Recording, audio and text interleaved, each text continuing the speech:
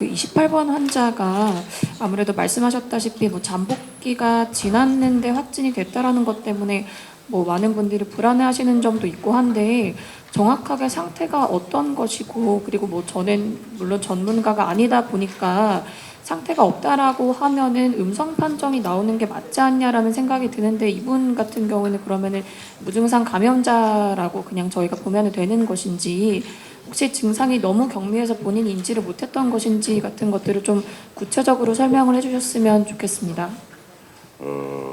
우리가 14일까지 상한선은 14일로 지금 알고 있는 또 거기에 근거해서 방역 대책이 지금 취해지고 있는데, 이 환자의 잠복기가 굉장히 그거보다 훨씬 더 길다 하는 거가 이제 아마 크게 문제가 되고 관심을 끄는 것 같습니다. 근데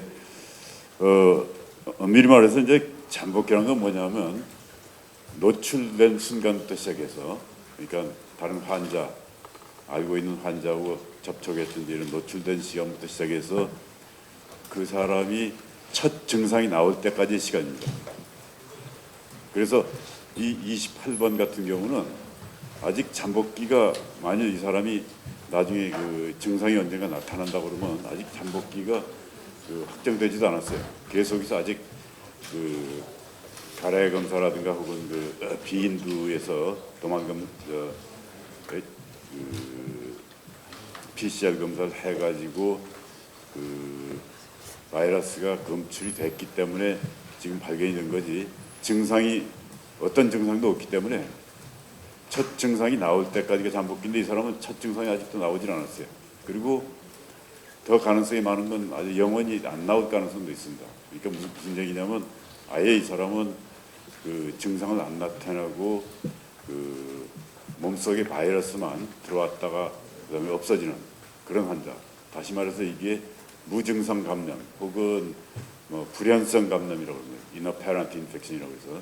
그래서 근데 그런 환자가 있으리라는 건 충분히 예견이 됐고 그렇긴 한데, 이게 이제 확실하게 이번 환자처럼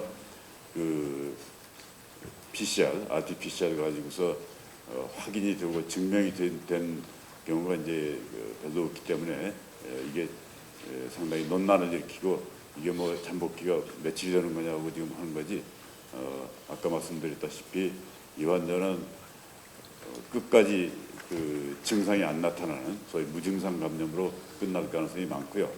무증상 감염이라는 건 뭐냐면 본인이 증상을 느끼지 않거나 증상을 특별하게 보이지 않았다는 것을 의미하는 겁니다. 그러니까 무증상 감염이라는 거에 대한 또 그 단어적인 해석이 또 근거 없는 지금 공포감을 가져올 수 있기 때문에. 그런데 다시 말해서 이번 신종 코로나 바이러스는 대체적으로 굉장히 경미한 증세를 보이는 경우가 굉장히 많습니다. 대부분이 굉장히 경미한 증세를 보이고 있고요. 그래서 많은 환자들이 본인이 첫 증세가 언제 발현됐는지에 대해서 정확히 인지를 못하고 나오는 경우도 굉장히 많습니다. 이 환자 같은 경우는 지금 우리가 증상이 없었다라는 그 말로는 무증상일 수 있겠지만, 그게 어떻게 마스킹되어 있는지는 아무도 지금 알 수는 없습니다. 왜냐하면 이 환자분은 오자마자 바로 수술 이후에 진통 해열제를 계속 복용을 했고, 그 과정 때문에 당연히 열이나 이런 과정들이 마스킹됐을 거라고 보고요.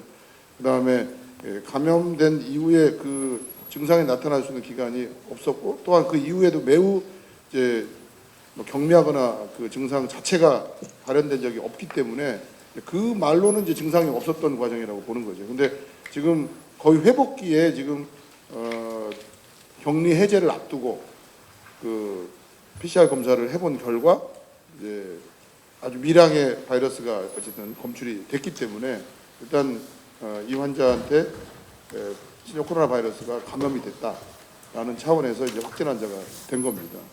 굉장히 그게 마지널한 상황에서 되기 때문에 자칫 사람들은 그냥 감염이 되면 무조건 전염력이 있는 거로 알지만, 신종 코로나 바이러스가 아무리 전파력이 있다 하더라도 결국 코로나 바이러스입니다. 기본적인 코로나 바이러스의 생리는 사스가 됐건 메르스가 됐건 신종 코로나 바이러스가 됐건 감기 바이러스가 됐건 우리가 알고 있는 기본적인 코로나 바이러스의 기본적인 속성을 갖고 있는 거고, 거기에서 어떤 변성이 좀 있느냐에 대한 문제가 되고 있기 때문에 이거를 그거에서 완전히 다른 차원에서 그 코로나 바이러스의 특성을 외면하는 차원에서 이해하는 것은 그건 좀 비과학적이라고 생각이 됩니다. 그래서 이번에도 이게 그런 그 마스킹되어 있는 지금 상황과 그다음에 환자 자체가 그거에 대한 이제 인지하지 못할 정도의 경미한 증세가 계속 지속됐다는 의미에서 그냥 단어적인 의미에서는 증상이 나타나지 않은 무증상 감염의 사례라고 얘기할 수는 있지만 이게 말 그대로